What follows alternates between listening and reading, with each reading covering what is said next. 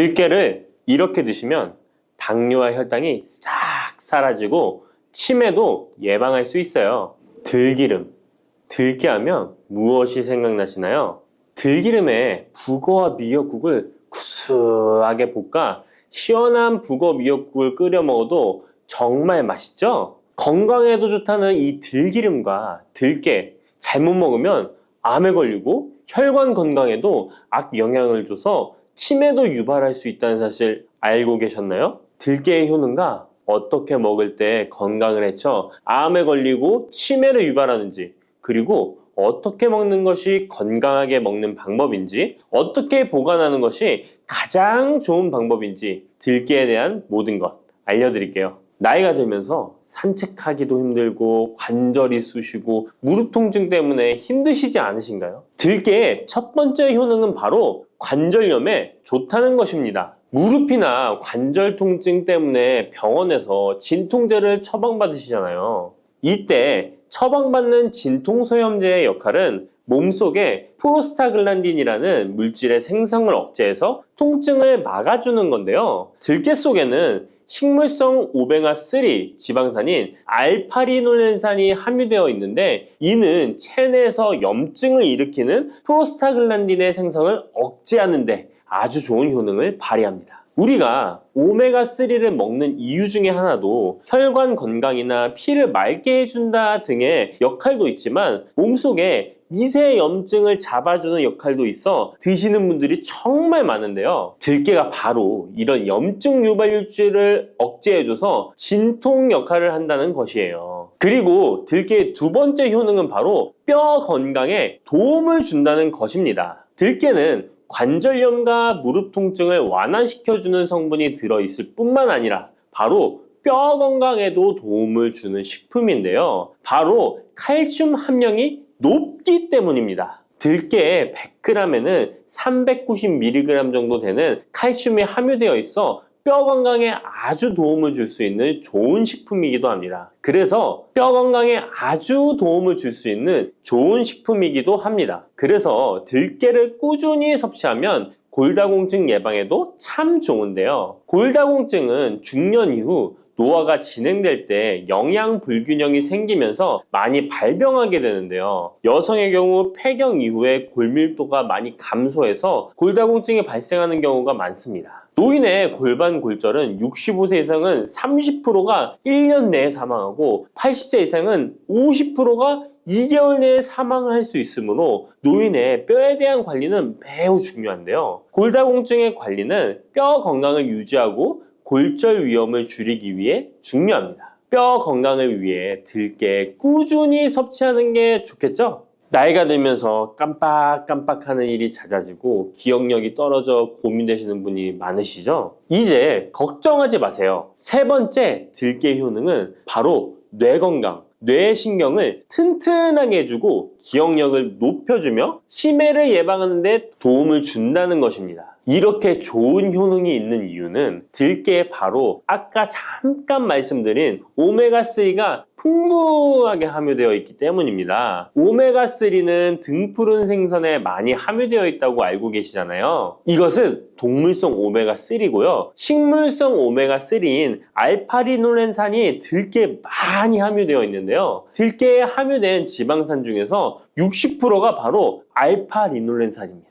이 알파리놀렌산은 뇌신경 보호에 탁월한 효과가 있는데요. 어떻게 뇌신경을 보호하느냐? 뇌신경에 염증을 일으켜 망가뜨리는 사이토카인이라는 물질이 있는데요. 이런 사이토카인 물질의 분비를 감소시키고요. 또 알츠하이머 치매 환자의 뇌에 많이 발견되는 비정상적인 단백질인 베타 아밀로이드도 바로 이 알파리놀렌산이 감소시키기 때문입니다. 참치에 많이 함유되어 있다는 DHA 들어보셨죠? DHA가 바로 대표적인 뇌기능 강화 물질인데요. 이 DHA가 기억을 높이는 데 도움을 주고 학습 능력 또한 좋게 하는데요. 이 DH는 체내에 합성되지 않아 식품으로 섭취를 해야 합니다. 들깨에 함유된 알파리놀렌산이 흡수될 때 바로 이 DHA로 전환이 됩니다. 어린이 전용 오메가3 같은 경우도 성인보다는 EPA보다 DHA 함유량이 높은 영양제도 많죠. 들깨가 뇌신경, 뇌 건강에 좋은 이유가 바로 이겁니다. 네 번째 들깨의 효능은 심장을 건강하게 하고 뇌혈관의 노화를 막아주는데 도움을 준다는 것입니다. 알파리놀렌산이 체내에 흡수될 때 DHA로 변환된다고 했잖아요. 그뿐 아니라 바로 EPA로도 변환이 되는데요. 이 EPA가 어떤 역할을 하냐면 바로 혈소판 응집을 억제해 혈관에 혈전이 생기는 것을 방지하는 효능이 있습니다. 그리고 혈관을 튼튼하게 하는 효능과 혈액의 중성지방과 나쁜 콜레스테롤인 LDL을 낮추고 좋은 콜레스테롤인 HDL을 높여주는 역할도 합니다. 미국의 심장협회에서는 허혈성 뇌졸중, 심장마비로 인한 돌연사, 관상동맥 질환 등의 위험을 감소시키기 위해 매주 1에서 2회 이상 오메가3 지방산이 풍부한 등푸른 생선을 섭취하는 것이 도움을 준다고 발표했습니다. 그런데 이 오메가3 지방산의 함량을 살펴보면 100g당 오메가3 지방산의 함량이 연어에는 11.5g, 고등어에는 9.9g, 들깨에는 무려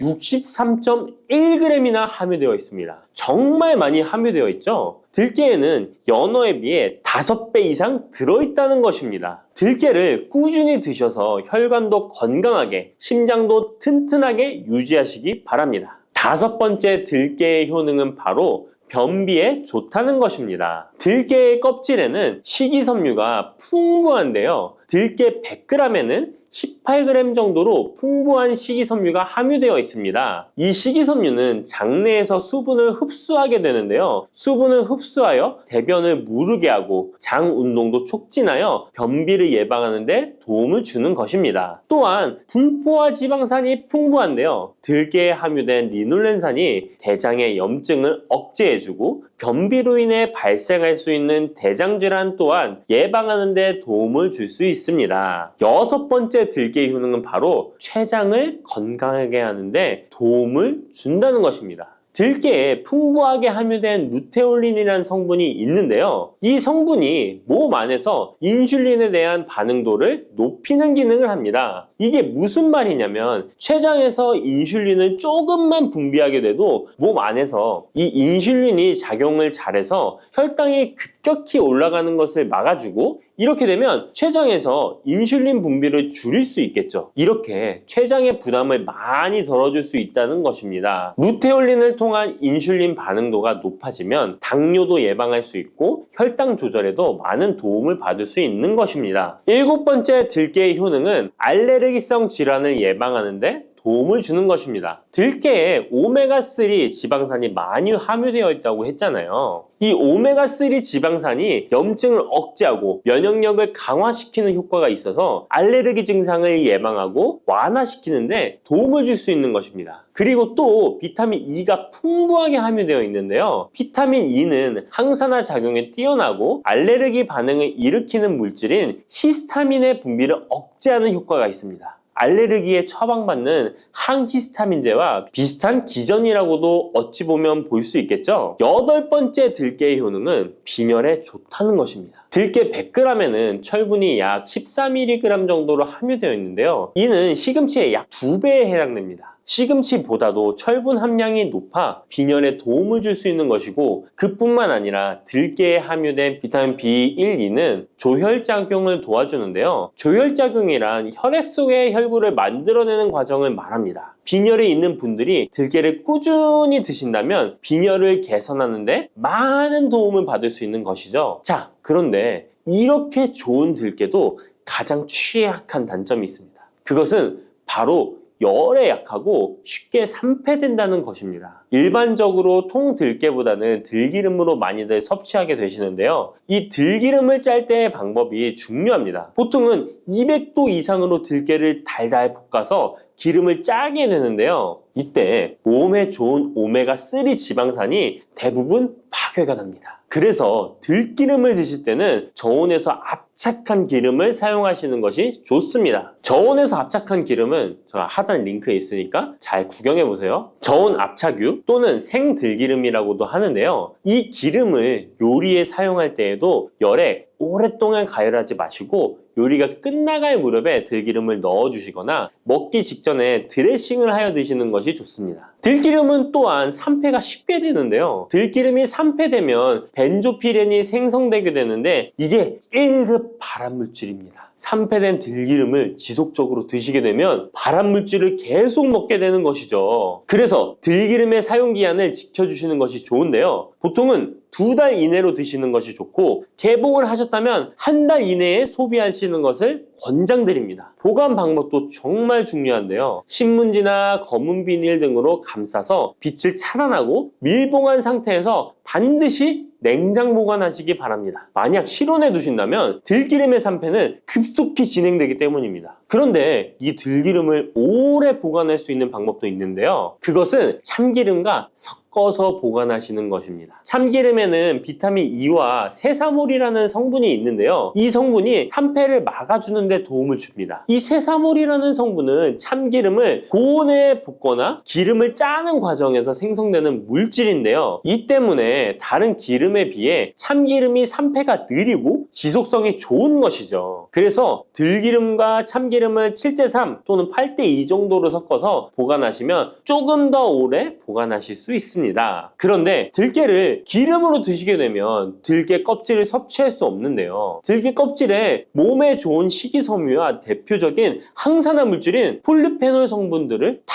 버리게 되는 것입니다. 그래서 들깨를 제대로 드시려면 들기름보다도 통들깨 자체로 드시는 것이 좋습니다. 마트에 가면 통들깨보다도 들깨 가루를 많이 판매하시는데요. 들깨 가루는 산패가 빨리 되기 때문에 통들깨를 구매해 드시길 바랍니다. 통들깨를 구매하시면 그 안에 작은 돌이라든지 이물질이 들어있어 세척을 잘 해주셔야 되는데요. 세척하는 방법 알려드릴게요. 먼저 들깨를 물에 담가 씻어줍니다. 그리고 물 위에 뜨는 것만 채로 걷어 옮겨주시기 바랍니다. 그렇게 하면 바닥에 이물질만 남는데요. 이것을 버리고 또 물에 담가 씻어주고 물 위에 뜨는 것만 채로 걷어 옮겨주시면 됩니다. 이 같은 작업을 3번, 4번 반복해주면 되는데요. 이렇게 하면 통들깨를 깨끗하게 세척할 수 있습니다. 깨끗하게 세척한 통들깨는 자연 건조해 주셔도 되긴 하지만 시간이 오래 걸리니 팬에 담아 약한 불로 건조시켜 주시거나 쉬운 방법은 전자레인지를 이용하시면 됩니다. 전자레인지를 이용한 건조 방법 알려드릴게요. 세척한 통들깨를 접시에 담아 주시고요. 이렇게 해서 5분 정도 돌려주시고요. 상태를 확인해 줍니다. 아직 덜 건조되었을 거예요. 한 번에 오랜 시간 전자레인지에 돌리면 들깨가 탈 수 있으니까 이렇게 5분 정도씩 돌려가며 상태를 확인해 주면서 완전히 건조될 때까지 이 작업을 해주시면 됩니다. 완전히 건조된 통들깨는 그냥 스푼으로 떠서 드셔도 되고요. 먹을 만큼씩 믹서기에 갈아서 음식에 넣어 드셔도 되고 통들깨 자체로 음식에 넣어 드셔도 됩니다. 이렇게 하시면 들깨를 산패되지 않은 상태로 신선하고 건강하게 버리는 것 없이 드실 수 있습니다.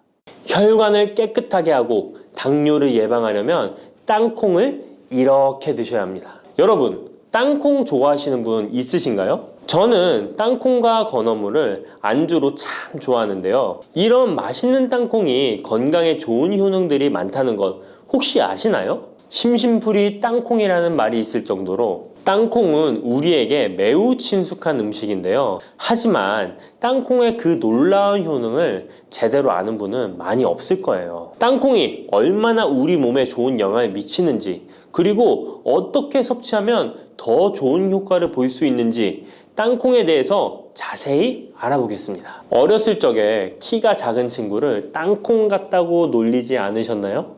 작은 땅콩 한 알에는 단백질, 지방, 탄수화물, 식이섬유는 물론 비타민 E, B군, 칼륨, 마그네슘, 철분, 폴리페놀, 폴라보노이드, 레스베라트롤 등 여러 가지 몸에 좋은 영양소가 매우 풍부하게 들어있는데요. 이렇게 영양이 풍부하고 맛도 고소한 땅콩의 놀라운 효능 7가지 바로 소개해 드릴게요. 땅콩의 놀라운 효능 첫 번째는 심혈관 질환 개선입니다. 미국 심장학회에서 땅콩을 추천 음식으로 소개한 것 알고 계신가요? 땅콩의 크기는 작지만 땅콩 안에 들어있는 영양소는 결코 작지 않습니다. 땅콩은 불포화 지방산을 많이 함유하고 있고 특히 땅콩에 함유된 모노불포화 지방산과 다불포화 지방산은 나쁜 콜레스테롤인 LDL 수치를 낮추고 좋은 콜레스테롤인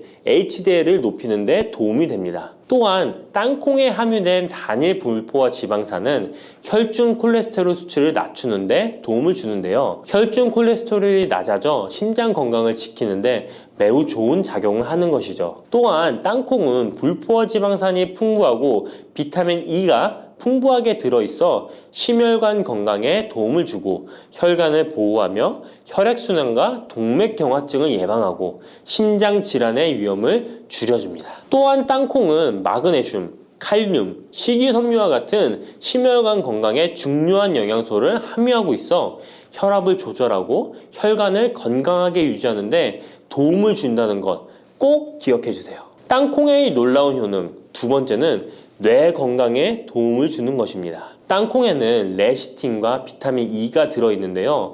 이 성분들은 뇌세포를 보호하고 뇌 건강을 유지하는 데 중요한 역할을 합니다. 특히 땅콩은 기억력과 집중력 향상에 도움이 될 수 있어 중년과 노년층에게 매우 유익한 음식이라는 것 아시나요? 땅콩이 함유된 비타민 E, 폴리페놀, 특히 레스베라트롤 등 강력한 항산화 성분은 뇌 건강에 도움을 줍니다. 이러한 항산화 성분은 뇌에서 발생할 수 있는 산화 스트레스를 줄여주며 이는 신경세포를 보호하고 뇌 기능을 향상시키는 기능도 해준답니다. 또한 땅콩은 불포화 지방산, 특히 오메가3 지방산을 포함하고 있어 뇌 기능을 개선하고 치매와 같은 뇌 질환을 예방할 수도 있는데요. 특히 불포화 지방산은 뇌세포의 구성 성분으로 중요한 역할을 하며 뇌신경 전도 속도를 높여 기억력과 합승 능력을 향상시킬 수 있습니다. 땅콩의 효능 정말 놀랍지 않나요? 아직 놀라기는 이른데요. 땅콩의 효능 세 번째는 체중 관리에 도움을 주는 것입니다. 땅콩은 단백질과 섬유질이 풍부해서 조금만 먹어도 포만감을 오래 유지시켜주는데요. 그래서 과식을 예방하고 체중을 관리하는 데 도움을 줄 수 있죠. 그냥 땅콩도 좋지만 땅콩을 갈아 만든 땅콩 버터도 포만감을 오래 유지시켜줘서 과식을 방지하는 데 효과적입니다. 또한 단백질과 지방산이 풍부해서 에너지를 공급하고 건강한 체중 관리를 돕습니다. 하지만 모든 음식은 과유불급 작지만 영양이 풍부한 땅콩은 고칼로리 식품이기 때문에 하루에 10알에서 20알 정도 적당량을 섭취하는 것이 중요하다는 것 꼭 기억해 주세요. 땅콩의 놀라운 효능 네 번째는 바로 당뇨 관리 효능입니다. 땅콩이 당뇨에 효능이 있다니 신기하죠? 땅콩에는 불포화 지방산이 많이 함유되어 있고 혈당 수치가 낮아서 혈당을 천천히 올리는 효과가 있는데요. 그래서 당뇨병 환자들에게도 좋은 간식으로 평가되고 있습니다. 또한 땅콩에 포함된 섬유질과 단백질이 혈당을 안정적으로 유지하는 데 도움을 주는데요. 땅콩에 포함된 식이섬유 또한 혈당의 흡수를 늦추고 혈당 수치를 안정적으로 유지하는 데 도움을 준다는 것입니다. 뿐만 아니라 땅콩의 마그네슘과 비타민 B군은 인슐린 감수성을 향상시키는 데 도움을 주고 이로 인해 땅콩은 당뇨병 예방 및 혈당 관리에 탁월한 식품으로 평가되고 있죠. 땅콩의 효능 정말 놀랍지 않나요? 아직 안 끝났습니다. 땅콩의 효능 다섯 번째는 피부 건강에 도움을 주는 것입니다. 땅콩에 들어있는 비타민 E와 항산화 물질이 피부를 건강하게 유지하는 데 좋은 영향을 주는데요. 땅콩에 들어있는 비타민 E는 강력한 항산화제로 피부 세포를 자유 라디칼로부터 보호하고 피부 노화를 지연시키는 데 좋은 영향을 줍니다. 이 성분은 피부의 탄력을 유지하고 주름을 예방하는 데 효과적이며 피부 노화를 방지하고 염증을 줄이며 피부를 매끄럽고 촉촉하게 만들어줍니다. 그래서 땅콩은 아름다운 피부를 위한 좋은 식품이죠. 그리고 땅콩에 포함된 불포화 지방산, 특히 올레산과 리놀렌산은 피부의 수분 유지를 도와 피부가 건조해지지 않도록 하며 염증을 줄여 피부 트러블을 완화하는 데 도움을 줄 수 있습니다. 뿐만 아니라 땅콩에는 아연이 포함되어 있어 피부 회복에 중요한 역할을 합니다. 땅콩에 함유되어 있는 아연은 상처 치유를 돕고 여드름과 같은 피부 문제를 개선하는 데 놀라운 효능도 있습니다. 땅콩의 효능 6번째는 소화 건강에 도움을 주는 것입니다. 땅콩에는 식이섬유가 풍부해 소화 시스템에 좋은 영향을 주는데요. 식이섬유는 장의 움직임을 촉진시켜 변비를 예방하고 장내 유익한 미생물의 활동을 도와줘서 장 건강에 매우 좋은 환경을 만들어줍니다. 또한 땅콩에 포함된 불용성 섬유는 특히 장을 자극해 배변을 원활하게 하고 장의 건강을 유지하는 데 중요한 역할을 하는데요. 이 섬유는 장에서 물을 흡수하여 변을 부드럽게 만들어줍니다. 땅콩의 놀라운 효능 7번째는 좋은 단백질과 건강한 지방 섭취에 좋은 공급원입니다. 땅콩은 고기나 다른 동물성 단백질에 비해 지방이 적고 채식주의자나 비건이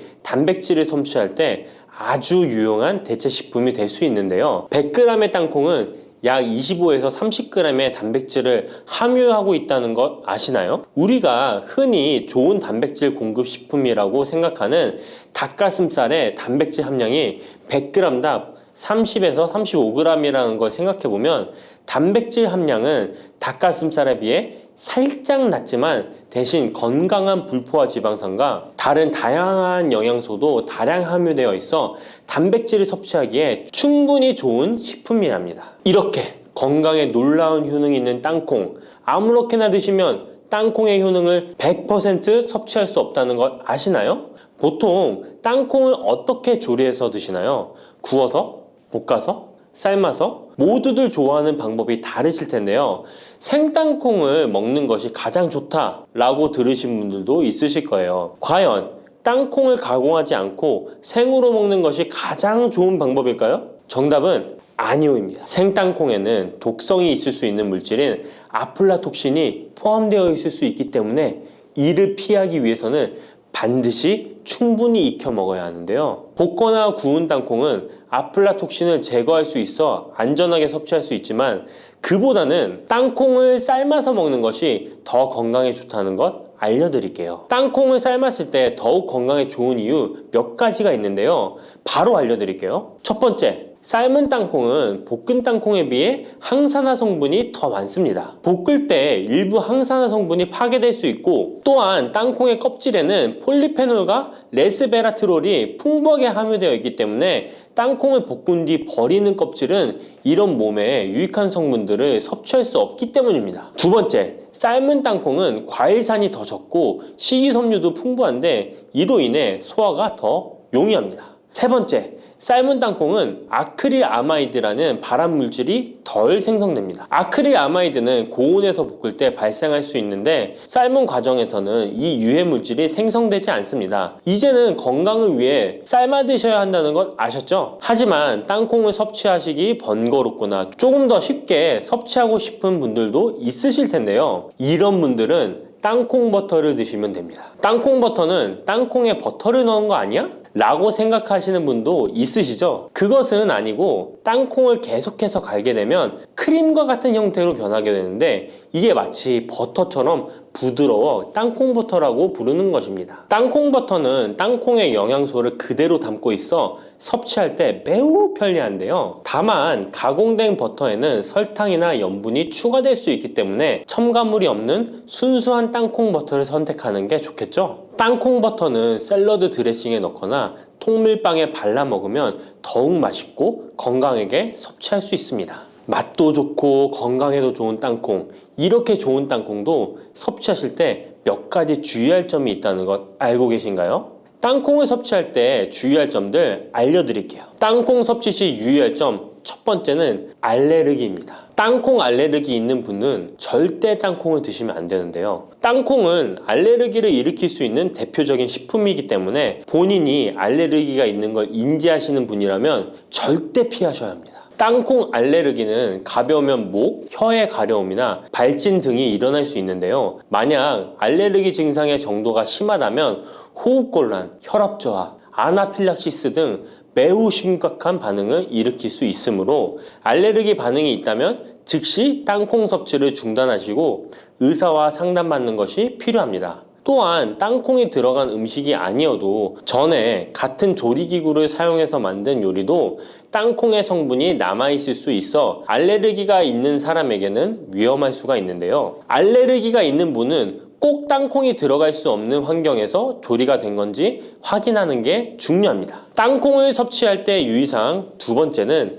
과다 섭취입니다. 고소한 땅콩은 손으로 집어먹기도 쉬워서 한 번 먹기 시작하면 하나, 둘 계속 입으로 들어가게 되는데요. 하지만 이렇게 계속 먹다간 아무도 모르는 사이에 체중이 증가할 수 있습니다. 땅콩은 고칼로리 식품이기 때문인데요. 하루 권장 섭취량은 약 10알에서 20알 정도 넘기지 않도록 주의하시고 적당량을 섭취하는 것이 중요합니다. 세 번째, 땅콩 섭취 시 주의할 점은 염분과 설탕이 추가된 가공식품을 피하는 것입니다. 땅콩이 몸에 좋다고 해서 시중에 판매되는 땅콩 버터나 땅콩 과자까지 좋은 것은 아닌데요. 땅콩의 겉면 위에 염분이나 설탕이 많이 포함된 제품들이 있습니다. 이러한 제품을 자주 섭취하면 혈압 상승이나 당뇨 유발 등의 문제가 발생할 수 있으므로 첨가물이 적은 제품을 선택하는 것이 좋습니다. 또한 땅콩 버터를 섭취할 때도 뒤에 성분표를 꼭 확인하셔야 하는데요. 맛으로 먹는 거라면 상관없지만 건강을 위해서 땅콩 버터를 섭취하시는 것이라면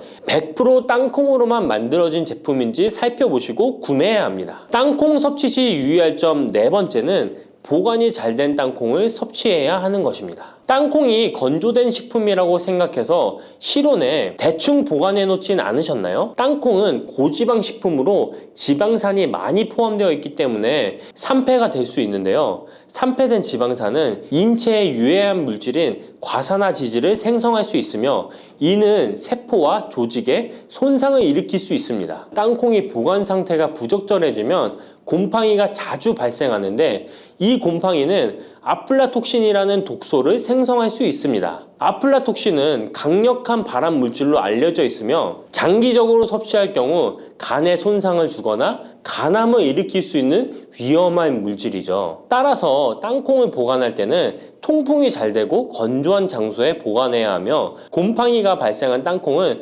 절대 섭취해서는 안 됩니다. 녹두는 이렇게 드셔야 당뇨가 예방되고 혈당이 쑥 떨어집니다. 한의학에서는 약으로 사용할 정도로 약효가 뛰어난 식재료가 녹두입니다. 우리 선조들은 이 약효를 잘 알고 일반 가정에서도 많이 사용했습니다. 이런 녹두가 만병의 근원인 고혈압과 당뇨에도 좋다는 사실 알고 계셨나요? 그런데 이렇게 좋다는 녹두도 잘 알고 드셔야 하는데요. 잘못 드시면 우리 몸에 독이 될 수도 있고 잘 드시면 보약이 될 수도 있습니다. 녹두는 어떻게 또 무엇과 먹어야 되고 주의할 점은 무엇인지 모두 알려드릴게요. 녹두에 약간 거친 식감을 싫어하시는 분들이 껍질을 까고 녹두 속 알맹이만 드시는데요. 녹두에 놀라운 영양 성분들이 거의 다 껍질에 있기 때문에 녹두 껍질은 반드시 함께 드셔야 합니다. 녹두에는 식이섬유가 풍부하고 소화를 돕는 효소가 많아 소화가 잘 안 되는 분들이 드시면 도움이 되는데요. 녹두에 풍부한 식이섬유가 장 운동을 활발하게 하고 소화를 돕는 효소가 장내에 유익균을 풍성하게 해줘 장 건강을 개선해 줄 수 있습니다. 우리 선조들은 기억력이 많이 약해진 환자에게 녹두죽을 먹여 몸을 회복시켜 주었는데요. 그만큼 몸이 약해진 환자들의 몸에도 흡수가 잘 될 만큼 녹두가 우리 몸에 좋다는 것이죠. 놀랍게도 녹두에는 마그네슘, 칼슘과 같은 미네랄 성분들도 풍부한데요. 이 풍부한 칼슘은 골다공증을 예방하고 뼈를 튼튼하게 하는 효과가 있습니다. 칼슘이 뼈를 이루는 주성분인 것은 잘 알고 계시죠? 마그네슘은 이런 필수 미네랄인 칼슘의 흡수를 도와주기 때문에 녹두가 뼈 건강에도 놀라운 효능을 발휘할 수 있는 것입니다. 그런데 녹두는 성질이 차기 때문에 몸이 찬 분들은 주의해서 드시는 게 좋은데요. 이 때문에 녹두의 껍질을 벗기고 드시는 분들이 있습니다. 하지만 마늘과 함께 드신다면 몸이 찬 분들도 조금 더 편안하게 녹두를 드실 수 있습니다. 마늘의 따뜻한 성질이 녹두의 찬 성질을 중화시켜주기 때문이죠. 이뿐만 아니라 마늘이 대표적인 항암식품인 사실은 알고 계시잖아요. 마늘에는 S알리시스테인과 알리신이라는 성분이 풍부해서 암세포를 억제하고 사면시켜주는 효능이 있습니다. 또한 강력한 항산화 성분인 폴리페놀이 많이 들어있어서 나쁜 콜레스테롤의 성장을 막아 혈관을 깨끗하게 만들어주기 때문에 심혈관 질환에 매우 탁월하답니다. 이뿐만 아니라 체내 지방의 대사를 촉진하여 지방 분해를 통해 체지방을 제거하고 비만을 예방하는 효능까지 있는 놀라운 식품이죠. 그래서 마늘을 녹두와 함께 드시면 시너지 효과가 있기 때문에 우리 몸에 보약이 될 수 있습니다. 마늘과 녹두를 함께 먹을 수 있는 가장 간단한 방법은 마늘 녹두밥을 지어 먹으면 되는데요. 녹두를 물에 충분히 불려서 밥을 하시면 녹두 껍질의 거친 식감을 완화시켜 편하게 드실 수 있습니다. 그리고 우리가 녹두하면 생각나는 대표적인 음식이 녹두 빈대떡이 있는데요. 맛있는 녹두 빈대떡에 돼지고기를 갈아서 함께 부쳐 먹기도 하죠. 이 방법은 영양학적으로도 탁월한 조합이 됩니다. 녹두에 부족한 필수 아미노산인 트립토판 같은 성분이 돼지고기에 풍부하게 들어있기 때문인데요. 트립토판이나 메티오닌 같은 필수 아미노산은 우리 몸에서 합성되지 않아 반드시 음식을 통해 섭취해야 합니다. 돼지고기가 이런 아미노산의 훌륭한 공급원이 될 수 있기 때문에 나이가 들면서 기력이 약해진 분들이 녹두와 돼지고기를 함께 드시게 되면 기력 회복에 좋은 효과를 보실 수 있습니다. 또한 돼지고기에는 단백질이 풍부하여 근육을 튼튼하게 하는데 도움을 주고 풍부한 비타민 B1은 피로 회복과 신경 안정에도 매우 효과적입니다. 철분도 풍부해 나이가 들며 부족해지는 철분 보충에도 효과를 볼 수 있고 필수 지방산인 리놀렌산이 많아 동맥경화와 고혈압 같은 성인병의 예방, 아연, 셀레늄, 비타민 B6 등의 영양소가 면역력을 강화하는 데에도 도움을 줍니다. 녹두는 또한 혈당을 낮춰주고 인슐린 감수성을 높여주는 효능이 있어서 당뇨 관리에도 너무 좋은 식품인데요. 풍부한 식이섬유는 소장에서 당의 흡수를 지연시켜주고 다양한 미네랄과 비타민이 당뇨로 인한 합병증을 예방하는 데에도 좋은 효능이 있습니다. 이때 팥과 함께 드시면 이런 효과들이 매우 높아집니다. 팥은 강력한 항산화 성분인 안토시아닌이 풍부해서 혈관의 활성산소를 제거해주고 혈관세포의 손상을 예방해줘서 혈관을 깨끗하고 건강하게 해줄 수 있습니다. 2014년에 발표된 한 연구에서 팥을 섭취하는 것이 2형 당뇨병 환자의 혈당 수치와 인슐린 저항성을 개선하는 데 도움이 되는 것으로 보고됐습니다. 이 연구에서는 4주 동안 매일 팥을 섭취한 결과 당뇨 환자들의 공복 혈당 수치가 평균 19.5% 감소하였고 인슐린 저항성이 감소하는 결과를 볼 수 있었습니다. 또한 팥은 쌀의 10배 이상, 바나나의 4배 이상의 많은 칼륨을 함유하고 있는데요. 칼륨은 몸 안에 나트륨을 배출하고 당뇨 환자의 신장 기능을 강화시켜주며 혈압 상승을 억제해주는 효능이 있습니다. 팥은 한의원에서 다이어트를 위한 처방을 할 때도 사용되는데 팥의 풍부한 칼륨은 이뇨작용을 통해 부종을 줄여줄 수 있기 때문에 지방이 몸에 축적이 잘 되어 살이 찌는 사람에게 효과적입니다. 특히 쉽게 붓고 살이 찌는 분들에게 더욱 효과가 좋은데요. 한 실험에서 실험쥐에 팥 추출물을 먹였더니 체지방 함량이 30% 이상 줄었고 몸무게도 37%나 감소한 결과를 발표하기도 했습니다. 자, 이렇게 녹두와 함께 복용하면 좋은 식품들을 알아보았는데요. 그렇다면 녹두를 복용할 때 주의할 점은 어떤 것이 있는지도 한번 살펴보겠습니다. 첫 번째는 녹두의 차가운 성질인데요. 녹두의 차가운 성질은 우리 몸의 열을 낮춰주고 스트레스를 해소하는 효과가 있습니다. 또한 염증 완화를 시키고 통증을 줄이는 데도 도움이 되는데요. 그래서 녹두로 속을 채운 베개를 쓰면 두통이 완화되기도 합니다. 다만 이런 찬 효능 때문에 녹두를 드실 때 주의하셔야 하는데요. 평소 몸이 찬 분들이 녹두를 많이 드시게 되면 오히려 몸에 해가 될 수 있습니다. 위나 장이 차가워지면 소화력이 떨어지고 복통이나 변비, 설사가 나타날 수 있습니다. 이런 분들이 녹두를 드시려면 앞에서 알려드린 대로 마늘과 함께 드셔보시기 바랍니다. 그리고 두 번째 주의할 점은 바로 녹두의 강력한 해독작용입니다. 녹두의 해독작용은 우리 몸의 중요한 장기 중 하나인 간에 많은 도움을 주는데요. 간은 우리 몸의 독소를 해독하는 역할을 맡고 있는데 녹두가 이런 간의 해독 기능을 도와주게 됩니다. 녹두의 풍부한 단백질과 펩타이드는 간 해독 작용에 필요한 글루타치온의 원료를 공급해주며 체내의 중금속과 독성 물질과 결합하여 몸 밖으로 내보내는 역할을 하게 됩니다. 특히 중금속 해독 연구에서는 납, 카드뮴 등의 흡수를 억제하거나 배출을 도와서 독성 완화 효과를 보여주기도 했습니다. 하지만 이런 효과가 우리가 보약을 복용하는 경우에는 상극이 될 수 있습니다. 보약의 효과가 녹두의 해독작용 때문에 많이 사라져버릴 수 있기 때문입니다. 그래서 한의원에서 한약을 지으면 녹두나 숙주나물을 먹지 말라고 얘기하는 겁니다. 이런 녹두의 해독작용은 녹두의 껍질에 있는 성분 때문에 나타나게 되는데요. 따라서 껍질을 제거하고 만든 요리나 녹두 전분으로 만든 청포묵, 녹두당면을 드시면 녹두의 해독작용은 누릴 수가 없습니다. 물론 녹두 껍질을 제거해도 알맹이에 영양 성분들이 풍부한데요. 해독작용이 필요한 경우에는 껍질을 제거하지 않고 복용하시는 게 좋습니다. 세 번째로 복용 시에 주의할 점은 녹두의 풍부한 칼륨입니다. 앞에서 얘기했던 것처럼 칼륨은 나트륨을 배출해주며 당뇨와 고혈압에 도움이 되지만 신장이 약하신 분들에게는 간혹 독이 될 수 있습니다. 신장이 약하신 분들이 녹두를 필요 이상 많이 드시게 되면 칼륨 배출이 제대로 안 되면서 몸에 칼륨이 쌓여서 고칼륨 혈증이 발생할 수 있습니다. 그렇게 되면 근육 약화나 부정맥, 심장 질환 등의 증상이 발생할 수 있으니까 신장이 약하신 분들은 과도하게 많이 드시지 않는 게 좋습니다. 팥을 이렇게 드시면 당뇨 사라지고 뱃살 쏙 빠져요. 여러분, 겨울에 동지가 되면 우리가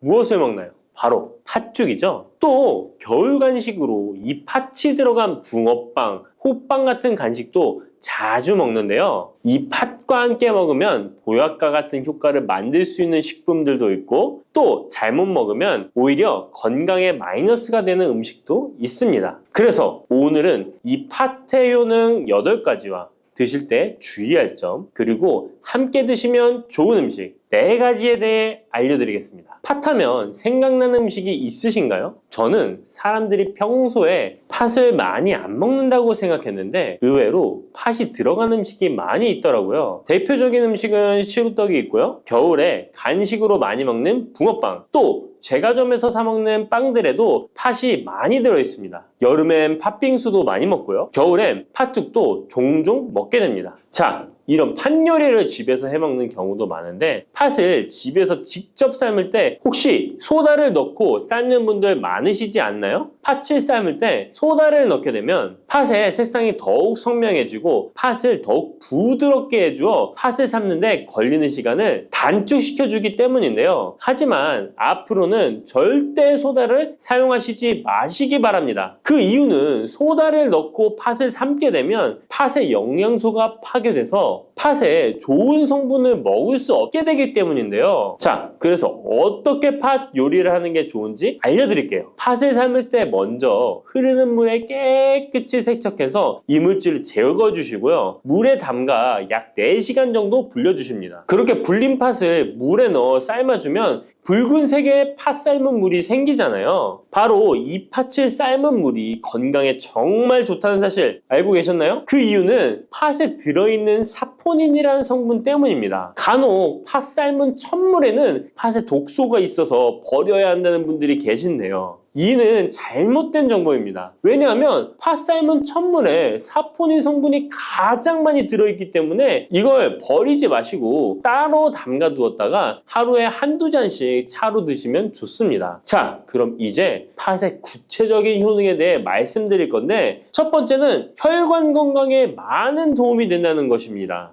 앞에 말씀드린 팥물은 혈관 청소부라는 별명이 있을 정도로 혈관을 깨끗하게 해주는 효능이 있습니다. 그 이유는 팥에 함유된 강력한 항산화 성분인 안토시아닌이 혈관 내 활성산소를 제거해줘서 혈관 세포 손상을 예방해주기 때문입니다. 또한 안토시아닌은 혈관 내의 염증을 줄여줘서 염증성 질환에도 좋은 효과가 있고요. 나쁜 콜레스테롤 수치를 줄여주는 효과가 있어서 고지혈증을 예방하며 심장질환의 위험도 줄이는데 큰 도움을 줄 수 있습니다. 이뿐 아니라 조선시대 기록에 보면 이 팥물로 세안을 했다는 기록이 있는데요. 팥물로 세안을 하면 피부의 노폐물을 제거하는 데 좋고 피부를 맑고 건강하게 해준다고 합니다. 비누가 없던 시절에 피부 건강을 위해 사용했던 선조들의 지혜가 정말 놀랍지 않나요? 당뇨병의 개선에 도움을 준다는 것입니다. 2014년에 발표된 한 연구에서 팥을 섭취하는 것이 2형 당뇨병 환자의 혈당 수치와 인슐린 저항성을 개선하는데 도움이 되는 것으로 보고가 됐습니다. 이 연구에서는 4주 동안 매일 팥을 섭취한 결과 당뇨 환자들의 공복 혈당 수치가 무려 평균 19.5% 감소하였고 인슐린 저항성 또한 줄어든 것으로 나타나서 당뇨가 있거나 당뇨 예방이 필요하신 분들은 꼭 팥을 꾸준히 드셔보시기 권해드립니다. 세 번째 팥의 효능은 몸의 부종을 제거하고 다이어트에 도움을 주는 것입니다. TV에서 연예인들이 이 팥으로 다이어트를 해서 효과를 봤다고 했던 적도 있었고요. 한의학 책 중에 본초 강목에 보면 팥을 오랫동안 먹으면 여위고 마르기 때문에 살찐 사람이 먹는 것이 좋다라는 내용이 나옵니다. 그래서 한의원에서 다이어트 처방을 할 때도 팥을 쓰는 경우가 많이 있는데요. 그 이유는 바로 팥에 들어있는 칼륨 때문입니다. 팥에는 쌀의 10배 이상, 바나나에 약 4배 이상의 칼륨이 들어있는데요. 이 칼륨이 몸 안에 나트륨 배출을 도와서 당뇨 환자들의 신장 부담을 줄여주고 혈압 상승을 억제해주는 효능이 있고요. 또한 이뇨작용이 있어서 이를 통해 부종을 줄여줄 수가 있습니다. 그래서 우리가 보통 물살이라고 부르는 잘 부으면서 살이 찌는 분들은 다이어트에 이 팥을 이용하시면 효과를 볼 수가 있습니다. 그래서 그에 대한 연구 결과도 있었는데요. 실험주에 팥 추출물을 먹였더니 근육 손실 없이 체지방 함량이 30% 이상 줄었고 몸무게도 37%나 감소했다고 합니다. 사람과 똑같을 수는 없지만 분명히 팥이 체중 감량에 도움이 된다는 결과라고 볼 수가 있습니다. 네 번째, 팥의 효능은 변비를 개선하는 데 도움을 주는 겁니다. 팥에는 사포닌뿐 아니라 많은 식이섬유가 들어있기 때문인데요. 사과에 비해서 약 10배나 많은 식이섬유가 들어있습니다. 그래서 팥을 섭취하게 되면 이 식이섬유가 장 운동을 활발히 하고 대변을 부드럽게 만들어 배변을 원활하게 해줄 수 있고요. 또한 이 식이섬유는 장에 있는 유익균들에게 풍부한 먹이를 제공해주기 때문에 장내 유익균의 증식에도 직접적으로 효과를 줍니다. 이를 통해서 장의 전반적인 환경을 좋게 바꿔줄 수가 있고 이것은 몸의 면역력 향상과도 연결되어 있기 때문에 우리가 프로바이오틱스를 복용할 때도 팥을 함께 드셔보면 그 효과가 커지는 것을 느끼실 수가 있을 겁니다. 다섯 번째 팥의 효능은 탈모 예방에 도움을 준다는 것입니다. 나이가 들면서 머리숱이 점점 없어져 고민하시는 분들 정말 많은데요. 팥과 함께 천연 탈모약이라 불리는 수수를 함께 드신다면 탈모 예방에 큰 도움을 받을 수 있습니다. 그 이유는 바로 팥과 수수에 들어있는 비오틴이라는 성분 때문인데요. 이 비오틴은 모발의 모공에서 자라는 단계부터 필요하고 손상된 머릿결이 재생되는 데까지 관여하는 정말 중요한 성분입니다. 건강한 머릿결을 만드는데 꼭 필요한 성분이라고 할 수 있습니다. 비오틴이 몸속에서 부족한 현상이 나타나면 머리카락이 얇아지면서 많이 빠지게 되고 또한 두피가 건조해지고 가려움증이 생기면서 탈모를 가속화할 수 있습니다. 그런데 팥에는 이 비오틴뿐 아니라 모발 성장에 도움이 되는 아미노산이 풍부하고 수수에는 미네랄 성분이 풍부하여 머리카락을 건강하게 유지하는데 직접적으로 도움을 주게 되고요. 또한 팥과 수수에 함유된 항산화 물질들이 머릿결을 상하게 하는 자유 라디칼 성분을 중화해 주어 머리카락 건강에 큰 도움을 주는 것입니다. 여섯 번째 팥의 효능은 우리나라 사람에 꼭 필요한 탄수화물 소화를 돕는다는 것입니다. 이는 팥에 함유되어 있는 비타민 B의 역할 때문인데요. 비타민 B는 탄수화물, 단백질, 지방을 에너지로 변환하여 우리 몸을 충전해주는 역할을 합니다. 또한 신경 전달 물질인 뉴로트랜스미터의 합성에 관여해 뇌신경을 건강하게 하는 데에도 도움을 줍니다. 팥을 잘 섭취하면 뇌를 건강하게 해주어 치매 예방에도 도움이 되는 것입니다. 자, 앞에서 팥과 함께 먹으면 좋은 음식이 수수가 나왔는데요. 하나 더 말씀드릴게요. 바로 호박입니다. 호박은 기본적으로 여러 영양 성분이 풍부하지만 호박에는 비타민 B가 없어서 호박과 팥을 함께 드시면 서로의 부족한 부분을 채워줄 수가 있고요. 또한 호박에도 소화 기능을 개선해주는 기능이 있어서 팥과 함께 드시면 시너지 효과가 있고요. 그리고 팥처럼 호박에도 이뇨작용이 있는데요. 팥과 호박의 이뇨작용은 과정이 약간 다릅니다. 팥은 몸속의 부종, 노폐물과 독소를 빨아들여서 배출하는 이뇨작용을 하는 것이고요. 호박은 신장에서 만들어지는 호르몬의 분비를 억제하여 이뇨작용을 촉진하게 되는데, 이렇게 되면 신장에 과다하게 축적되는 수분을 배출하는 역할을 해줄 수가 있어서 더 도움이 될 수 있습니다. 7번째 팥의 효능은 빈혈을 개선하는 데 도움을 주는 것입니다. 보통 우리 몸에 철분이 부족해지면 빈혈 증상이 나타나죠. 빈혈로 인해 어지러움, 두통, 체력 저하 등의 증상이 나타나게 되는데, 팥에는 앞에서 얘기한 단백질, 식이섬유, 칼륨, 비타민, 비오틴뿐만 아니라 바로 칼슘과 철분 또한 풍부합니다. 팥에 함유된 철분의 함량이 우유의 약 100배나 된다는 사실 알고 계셨나요? 그래서 팥을 드시면 철분 부족으로 인한 빈혈을 개선하는데 도움이 되기 때문에 빈혈이 있으신 분들은 꼭 기억하시면 좋겠습니다. 8번째 팥의 효능은 스트레스를 줄여주는데 도움을 준다는 것입니다. 팥에 함유된 비타민 B가 신경계를 안정화시켜주는 효과가 있어서 스트레스로 오는 증상들을 줄여줄 수가 있고요. 또 팥에는 마그네슘의 함량도 높은데요. 마그네슘 또한 신체의 스트레스 반응을 조절하는 데 중요한 역할을 합니다. 팥 속에 들어있는 마그네슘을 통해서 스트레스로부터 몸이 회복되는 데 도움을 받을 수가 있습니다. 그리고 팥에는 복합탄수화물도 풍부한데요. 복합탄수화물은 천천히 소화되어 급격한 혈당 상승을 방지하고 일정한 에너지 공급을 유지하는 데 도움이 됩니다. 이는 스트레스 상황에서도 안정적인 에너지 공급을 유지할 수 있게 해줘서 스트레스를 관리하는 데 도움이 될 수 있습니다. 이렇게 좋은 팥도 드실 때 주의사항이 있는데요. 과하게 많이 드시면 이뇨작용 때문에 몸에 무리를 줄 수 있는데요. 이를 방지할 수 있는 방법이 있습니다. 바로 찹쌀과 함께 드시는 겁니다. 팥죽을 끓일 때 찹쌀을 넣어 함께 죽을 만드는 경우도 있고, 쫄깃쫄깃한 찹쌀로 경단, 새알을 만들어 넣어 먹는 경우도 있죠. 선조들의 지혜가 정말 놀라운데요. 이렇게 찹쌀과 팥을 함께 드시면 팥 때문에 몸 안에 수분이 과하게 빠져나가는 것을 찹쌀이 막아줘서 문제가 생기지 않게 해주는 것입니다. 그리고 다른 주의사항은 팥의 찬 성질인데요. 그래서 장이 좋지 않은 분들이 팥물을 많이 드시게 되면 소화불량, 복부팽만, 복부 통증을 일으킬 수 있으니까 주의하셔서 조금씩 드셔보시는 게 좋고요. 만약에 이런 점이 불편한 경우에는 생강과 함께 드시면